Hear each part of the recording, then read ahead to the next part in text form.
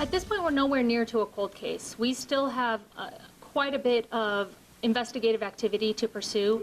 And according to police, that could take several weeks. Meanwhile, we have confirmed CPS was actively involved with the Celis family before Isabel went missing and before the agency suggested Sergio Celis should be separated from his kids. Good evening and thank you for joining us. I'm Jennifer Waddell. And I'm Guy Atchley. Police dropped that bombshell during today's news conference, but as we've seen in other cases, they would not elaborate. Now, something else Tucson Police Sergeant Maria Hawk would not elaborate on is why the department confirmed to one, but not all media outlets in Tucson that CPS had visited the Celis home prior to Isa's disappearance.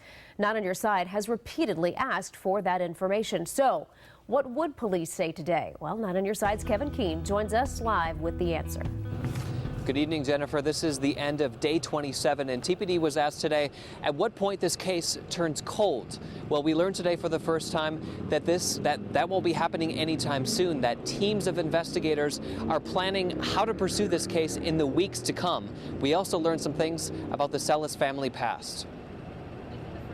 Tucson police confirmed Child Protective Services had been involved with the Celis family before Isabel's disappearance. I can't say specifically when that happened, in what capacity, what the circumstances were. It was not a TPD-initiated investigation. CPS tells Not on Your Side it will not comment on its contact with the family. Not on Your Side found records showing TPD also visited the Celis family address multiple times in recent years. There have been calls to the residents previously.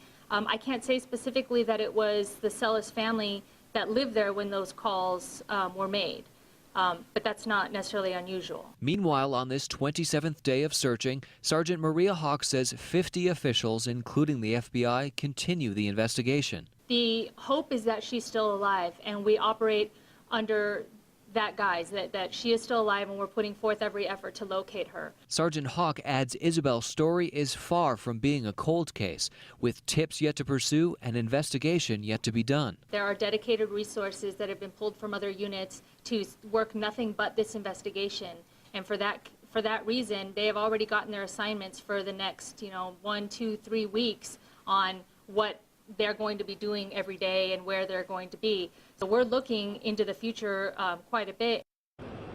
Now, Sergeant Hawk adds another reason that this case won't be going cold anytime soon are tips.